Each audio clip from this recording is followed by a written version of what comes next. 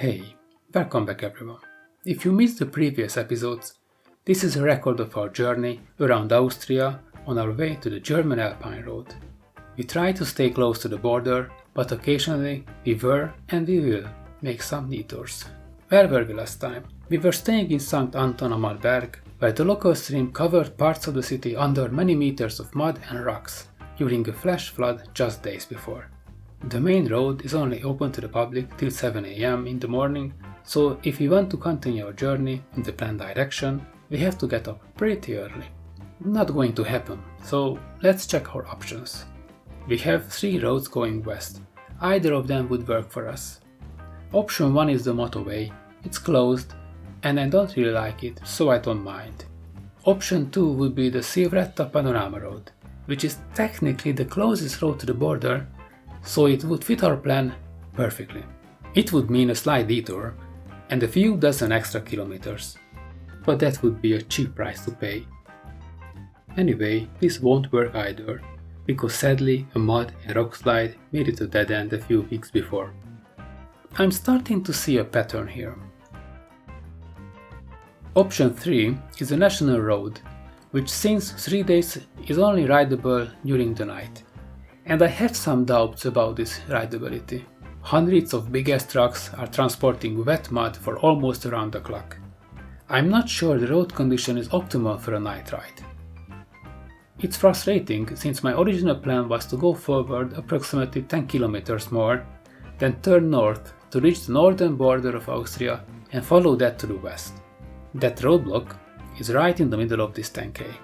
This would mean ideally a 25 km trip to the northern border. Now we have to make a 106 km detour to that point in order to make this work. Well, there's no point complaining about this. We can't stay here. If we have to ride an extra 100 k's along the best roads and scenery in Europe to get back to our original plan, then that's what we have to do. I was ready to take that sacrifice. You see, I can make those sacrifices if I have to.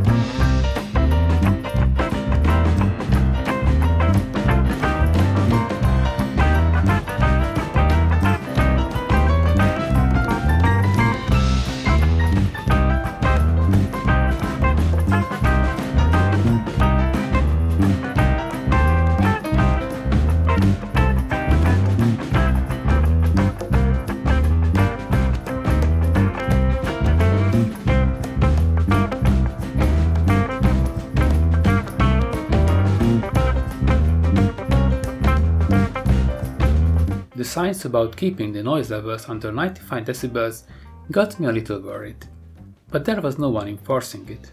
I'm keeping the dB killer in my pipe anyway, since the noise bothers me also.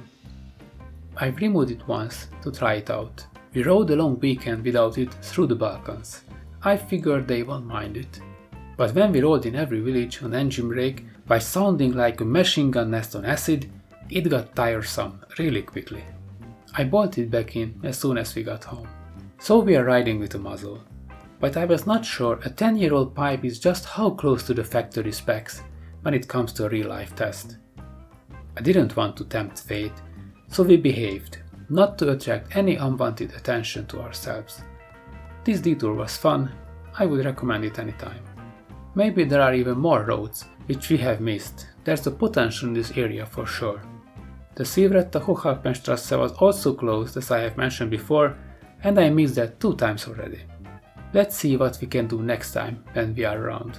Back to our previously scheduled program, heading west to Germany to ride along the German Alpine road. Somewhere we have to cut some corners, so we are going to skip the actual start of the road, Lindau. It's a nice town, the port is charming, but just running in and out wouldn't do justice to it. Maybe spending a night there would have been a great opening for this journey. But for now, we have to push through. But even before that, we have to ride along the National Road 200 with its decibel limitation. It's a nice ride and the view is magnificent. The road itself is a B+.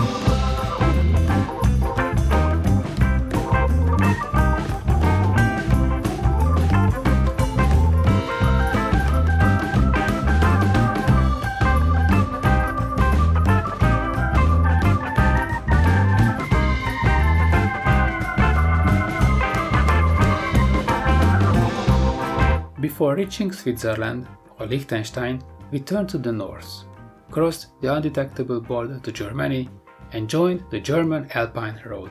It's a theoretical road marked with signs after almost every turn. If you follow it, you will be jumping from one road to another, ranging from backcountry winding roads to outright motorways. Free motorways, but not free from speed limits all the time.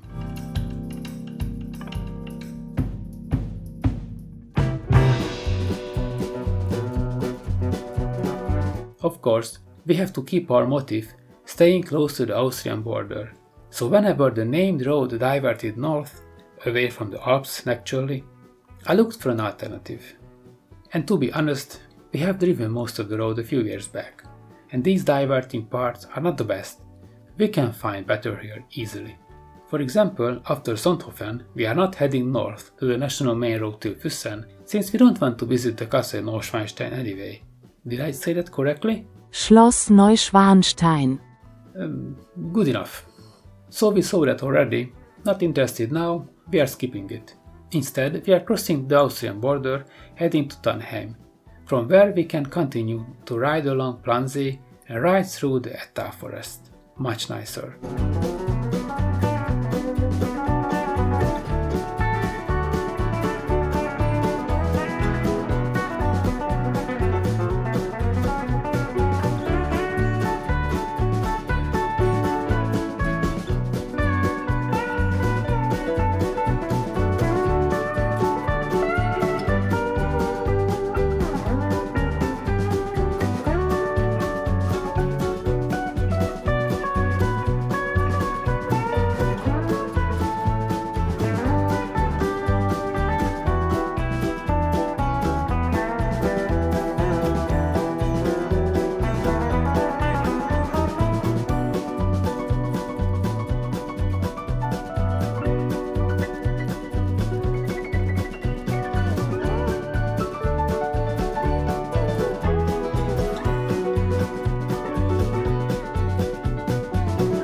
From here, we are back to the Alpine road, heading to Garmisch-Partenkirchen.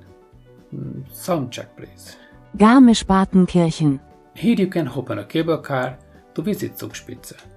If the weather is nice, you can even see the Großglockner from up there. It's worth a visit if it's your first time around here. From here, the road takes a turn to the north, but I know that's not what we are looking for. Instead, we take the toll road next to the Isar.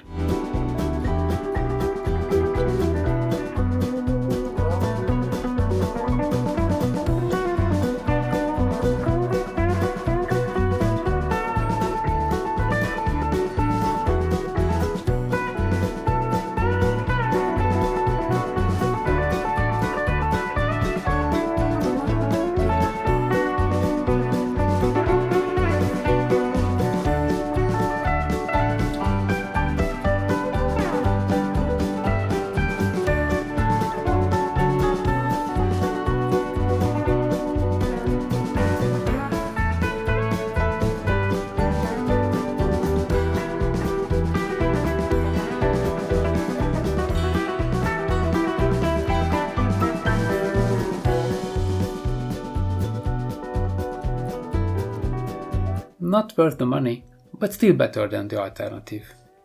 At the end of this pleasant ride, we are back at the border, so close we are actually turning with the line between two countries. I'm not even sure whether this road is in which country at any given point.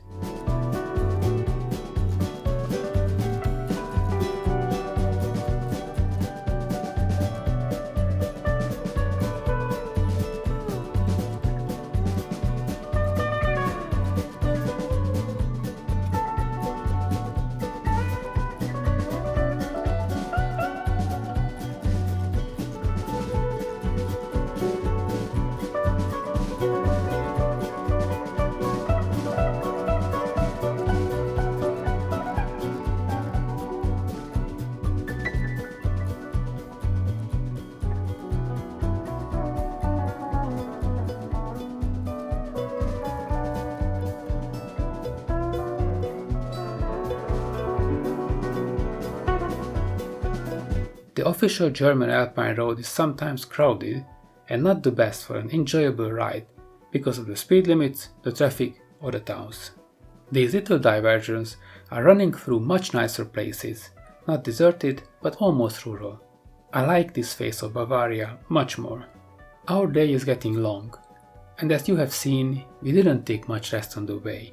The best place here was in the saddle, just riding around in the parts and enjoying the scenery.